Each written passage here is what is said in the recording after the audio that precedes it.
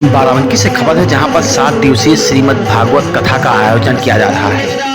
हरिद्वार से कथा व्यास कालिंदी चरण दास जी महाराज को बुलाया गया है, जिनके द्वारा श्रीमद् भागवत कथा की अमृत वर्षा की जा रही है। यहाँ पर भारी संख्या में श्रद्धालु पहुंचकर कथा को श्रवण कर रहे हैं। आपको बता दें कि बाराबंकी के तहसील रामसनई घाट इलाके में पड़ने वाले गुलहरिया कुटिया मजे मौलारा गांव निवासी देवी सर के आवास पर श्रीमद् भागवत कथा का आयोजन किया जा रहा है। तस्वीरें देख सकते हैं, यहाँ पर भारी संख्या में श्रद्धालु पहुंच रहे हैं इस कथा को सुनने के लिए। हरिद्वार से कथा व्यास काली चरण दास महाराज को बुलाया गया है, जिनके द्वारा इस कथा की अमृत वर्षा की जा रही है। तो मौलारा कथा का आयोजन किया जा रहा है। 7 दिवसीय श्रीमद् भागवत कथा का आयोजन हो रहा है। यहाँ पर आप तस्वीरें देख सकते हैं किस प्रकार से भारी संख्या में लोग पहुंचे हैं। कथा व्यास के मुख से हो रही श्रीमद् भागवत कथा की अमृत वर्षा को श्रवण पान करने के लिए यहाँ पर भारी संख्या में लोग पहुँचते हैं। तो बाराबंकी के रामसनई घाट इलाके के मौलारा गांव में इस कथा का आयोजन किया जा रहा है। पिछले दिनों यहाँ पर 4 धाम यात्रा पूरी करने के बाद इस कथा का आयोजन कराया जा रहा है। अब सीधे ले चलते हैं बाराबंकी, जहाँ पर हरिद्वार से आए कथा व्यास कालिंदी चरण दास जी महाराज द्वारा इस कथा की अमृत वर्षा की जा रही है।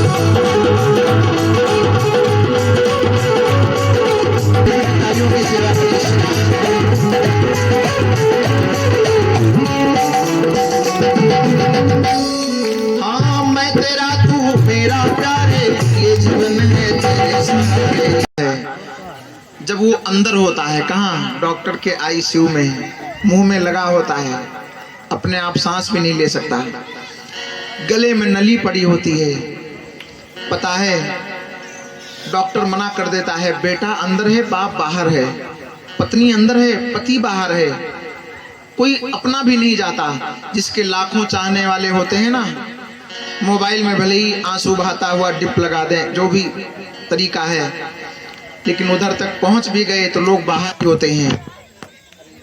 और उस समय जो अंदर रहता है ना भैया, वो हमारा कन्हैया है।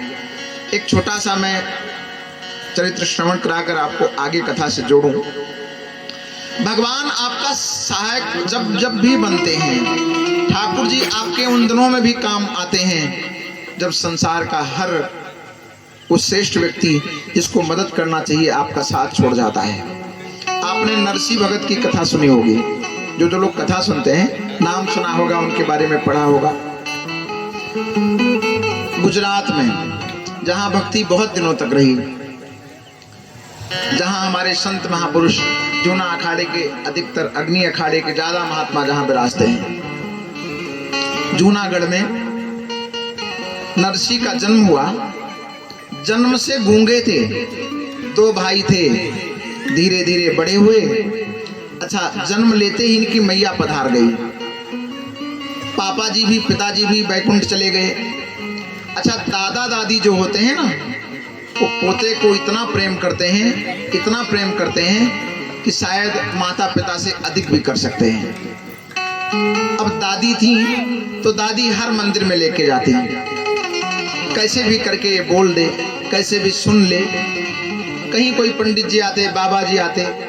एक दिन वृंदावन के महात्माओं की टोली गई थी जूनागढ़, पता चला तो दादी लेके आई और प्रणाम किया। नमो ब्रह्मंड देवाय गो ब्रह्मंड हिताय चा जगत हिताय कृष्णाय श्री गोविंदाय नमो नमः।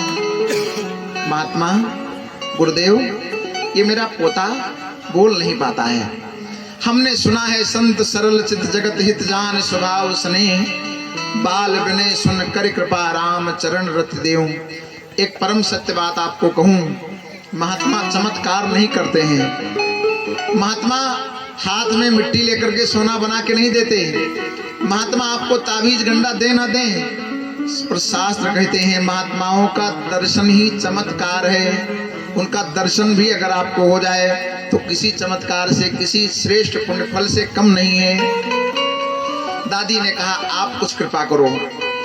महात्माओं ने कहा जब जन्म से गूंगा है, बड़े बड़े मंदिरों में जाके भला नहीं हुआ, संतों ने कुछ नहीं किया तो हम क्या कर पाएंगे। पर महात्माओं ने भगवान पर विश्वास करके कहा, ए नरसी, एक बार जय श्री कृष्ण बोलना, जय श्री कृष्ण बोलना। और जैसे जय श्री कृष्ण का नाम लिया, नाभाजी भक्तमाल में लिखते हैं जन्म का गूंगा बोला जय श्री कृष्ण। अरे मैया झूम के नाचने लग गई। ये तो सब बाबा बड़े असली हैं, सिद्ध महात्मा हैं। महात्मा चले आए, धीरे धीरे नरसी बड़े हुए, हष्ट पुष्ट हो गए। दादी पधार गई थी, बड़े भाई का विवाह हो गया। अच्छा, संसार में होता है पक्ष प्रतिपक्ष हर जगह है, चाहे आश्रम हो चाहे गृहस्थ हो, सब जगह चलता है।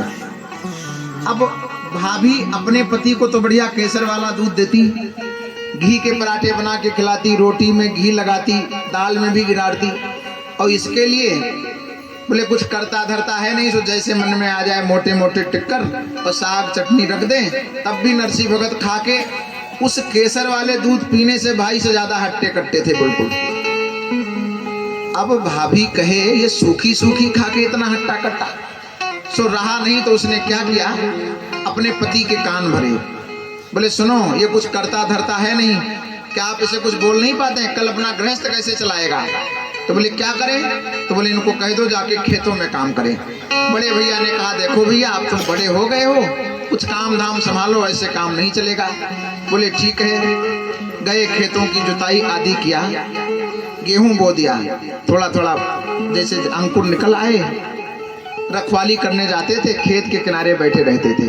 चिड़िया आई तो नरसी जी तो सत्संगी बड़े थे, उनको पता था हरि व्यापक सर्वत्र समाना, जर्रे जर्रे में मेरा प्रभु रहता है। बोले इन पक्षियों में भी मेरा गोविंद है। तो किनारे बैठ गए, बोले राम जी की चिड़िया राम जी को खेत, खाओ प्यारी चिड़िया भर भर पेट।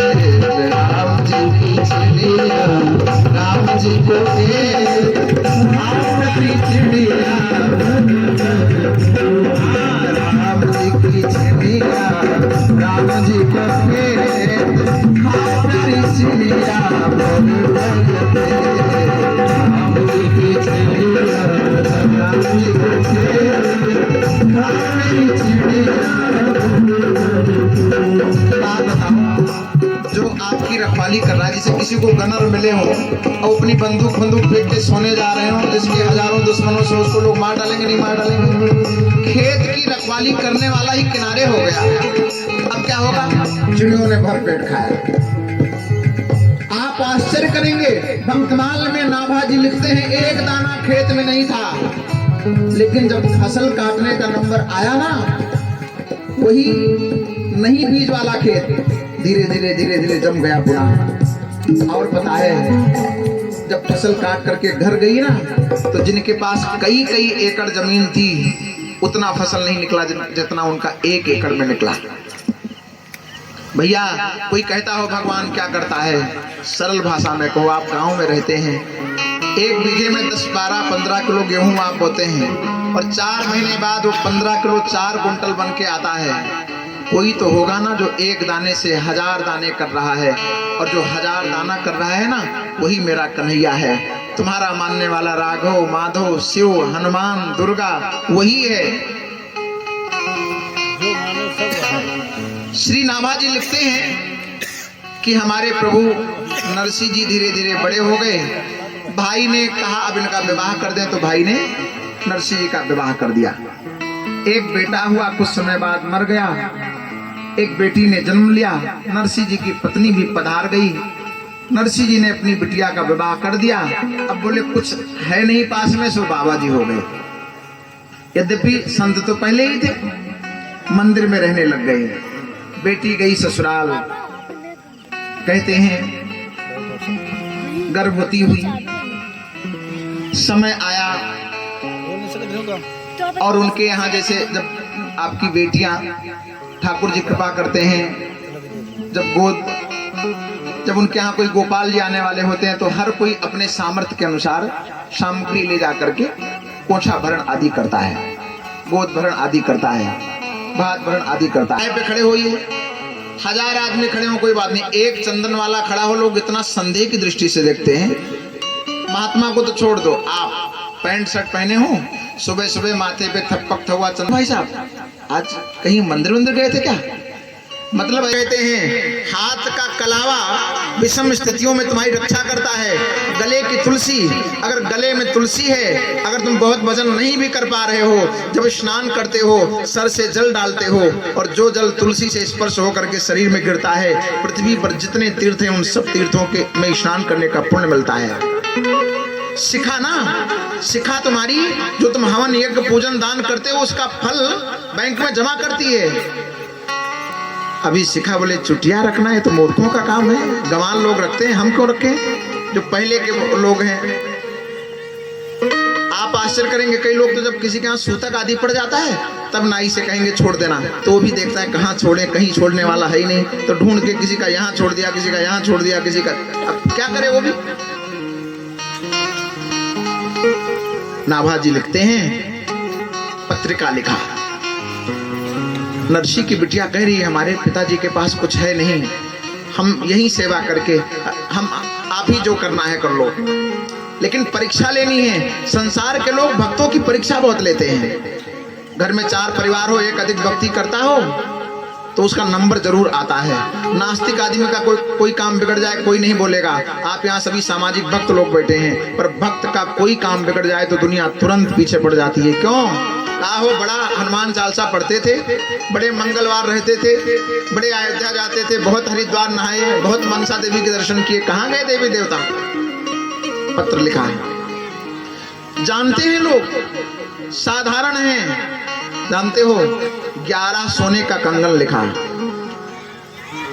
101 किलो सुपारी लिख दिया, 1.25 मन नहीं, सवा मन सब चीज मेवा आदि सब लिख दिया, 108 साड़ियां लिखा, कुछ है नहीं।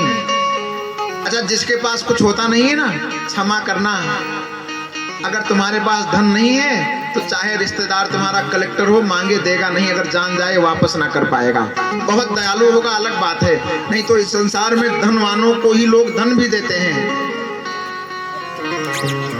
कार मोटरसाइकिल वालों को मांगे नहीं मिलती है, बहुत अच्छा व्यक्तित्व हो अलग बात है, भले ही तुम्हारे पास 4 लाख वाली हो तो 10 लाख वाली मांग लो, पर उसको वही सामग्री मिलेगी जो तुम्हारे पास है। अब भैया नाई आया, आकर के पूछा यहाँ कहीं नरसी सेठ रहते हैं क्या? सब लोगों ने कहा कोई सेठ वोट तो नहीं है, एक नरसी भगत है, मंदिर में रहते हैं। नाई का दुर्भाग्य था, आता है तो सोच के भाई रिश्तेदारी में जा रहा है तो जलपान तो मिलेगा ही। उस दिन एकादशी थी, एक तो ऐसे लेते, आज और कुछ बनने वाला नहीं। मंदिर में नरसी भगत को प्रणाम किया, बाबा जी प्रणाम, हम आपकी बेटी के यहाँ से आए हैं। पत्रिका दिया, पत्रिका लेकर के पढ़ा भी नहीं, सुन रहे हैं आप भगत लोग? उन्होंने खोल करके देखा भी नहीं। क्यों नहीं देखा? बोला हमसे कुछ होना तो है नहीं, देख करके क्या करेंगे। सो ठाकुर जी के चरणों में रख दिया और उससे बोला भैया तुम बैठो, थोड़ा हवा खाओ, मैं आता हूँ। गए, थोड़ा साग तोड़ा दी के पड़ोस के सेठ के यहाँ गए, बोले भैया थोड़ा इसको जरा छौंक दो, हमारे घर मेहमान आए हैं, उनको खिलाना है।